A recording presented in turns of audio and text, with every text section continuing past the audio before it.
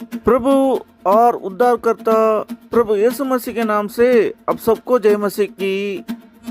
अय्यूब अध्याय 1 हम पढ़ते हैं। उस देश में अय्यूब का नामक एक पुरुष था। वे खरा और सीधा था और परमेश्वर का भय मानता और बुराई से दूर रहता था। उसके 7 बेटे और 3 बेटियां उत्पन्न हुई। उसके 7,000 भेड़ बकरियां, 3,000 ऊंट, 500 जोड़ी बैल और 500 गधिया और बहुत से दास दासियों थी। वरन उसके पास इतनी संपत्ति थी कि पूर्वी देशों के लोगों में वे सबसे बड़ा था। उसके बेटे बारी बारी से एक दूसरे के घर में खाने पीने को जाया करते थे और अपने तीनों बहनों को अपने संग खाने पीने के लिए बुलवा भेजते थे। जब जब बोझ के दिन पूरे हो जाते तब तब अय्यूब उन्हें बुलाकर पवित्र करता और बड़े भोर को उठकर उनकी गिनती के अनुसार होम बलि चढ़ाता था, क्योंकि अय्यूब सोचता था कदाचित मेरे लड़कों ने पाप करके परमेश्वर को छोड़ दिया हो। इसी रीति अय्यूब सदैव किया करता था। एक दिन यहोवा परमेश्वर के पुत्र उनके सामने उपस्थित हुए और उनके बीच शैतान भी आया। यहोवा ने शैतान से पूछा, तू कहाँ से आता है? शैतान ने यहोवा का उत्तर दिया, पृथ्वी पर इधर उधर घूमते फिरते और डोलते डालते आया हूँ। यहोवा ने शैतान से पूछा, क्या तूने मेरा दास अय्यूब पर ध्यान दिया है? क्योंकि उसके तुल्य खरा और सीधा और मेरा भय मानने वाला और बुराई से दूर रहने वाला मनुष्य और कोई नहीं है। शैतान ने यहोवा को उत्तर दिया, क्या अय्यूब परमेश्वर का भय बिना लाभ के मानता है?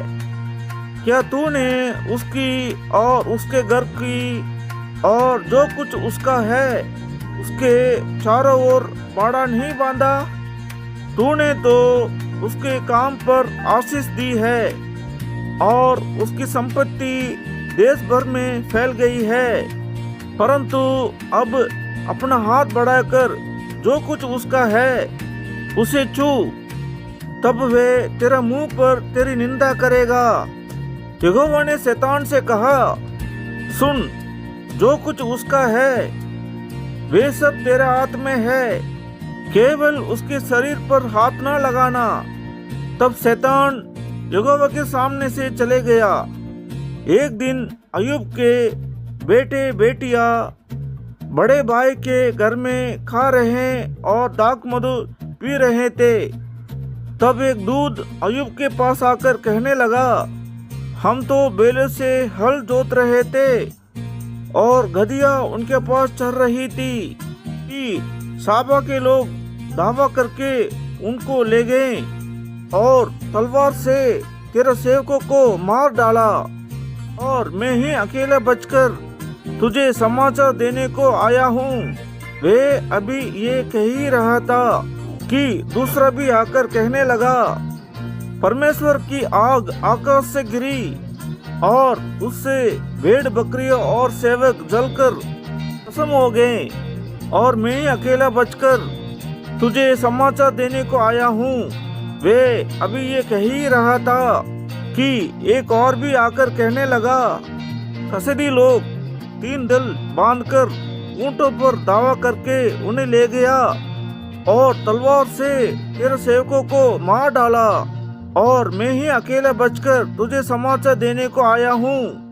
वे अभी ये कह ही रहा था कि एक और भी आकर कहने लगा, तेरा बेटे बेटियां बड़े भाई के घर में खाते और दाख मधु पीते थे कि जंगल की ओर से बड़ी प्रचंड वायु चली और घर के चारों कोनों को ऐसा झोंका मारा कि वो जवानों पर गिर पड़ा और वे मर गए और मैं ही अकेला बचकर तुझे समाचार देने को आया हूँ।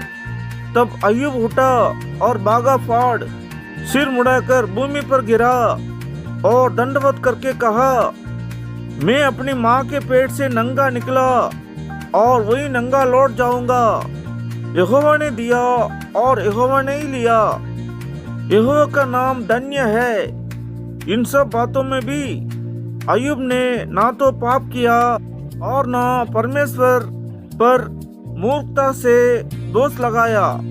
अय्यूब अध्याय 2 हम पढ़ते हैं। फिर एक और दिन यहोवा परमेश्वर के पुत्र उसके सामने उपस्थित हुए और उनके बीच शैतान भी उसके सामने उपस्थित हुआ। यहोवा ने शैतान से पूछा, तू कहाँ से आता है? शैतान ने यहोवा का उत्तर दिया, इधर उधर घूमते फिरते और डोलते डालते आया हूँ। यहोवा ने शैतान से पूछा, क्या तूने मेरा दास अय्यूब पर ध्यान दिया है कि पृथ्वी पर उसके तुल्य खरा और सीधा और मेरा भय मानने वाला और बुराई से दूर रहने वाला मनुष्य और कोई नहीं है? ते भी तूने मुझे बिना कारण उसका सत्यानाश करने को उबारा, तो भी वह अब तक अपनी खराई पर बना है। शैतान ने यहोवा का उत्तर दिया, काल के बदले काल, परंतु प्राण के बदले मनुष्य अपना सब कुछ दे देता है। इसलिए केवल अपना हाथ बढ़ाकर उसकी हड्डियां और मांस छू, तब वह तेरे मुंह पर निंदा करेगा। यहोवा ने शैतान से कहा, सुन, वो तेरा हाथ में है, केवल उसका प्राण छोड़ देना। तब शैतान यहोवा के सामने से निकला और अय्यूब को पांव के तलवे से ले सिर की चोटी तक बड़े बड़े फोड़ों से पीड़ित किया। तब अय्यूब फुसलाने के लिए एक ठीकरा लेकर राख पर बैठ गया। तब उसकी स्त्री उससे कहने लगी, क्या तू अब भी अपनी कड़ाई पर बना है? परमेश्वर की निंदा कर और चाहे मर जाए तो मर जा। उसने उससे कहा, तू एक मूढ़ स्त्री की सी बातें करती है। क्या हम जो परमेश्वर के हाथ से सुख लेते हैं दुख ना ले? इन सब बातों में भी अय्यूब ने अपने मुंह से कोई पाप नहीं किया।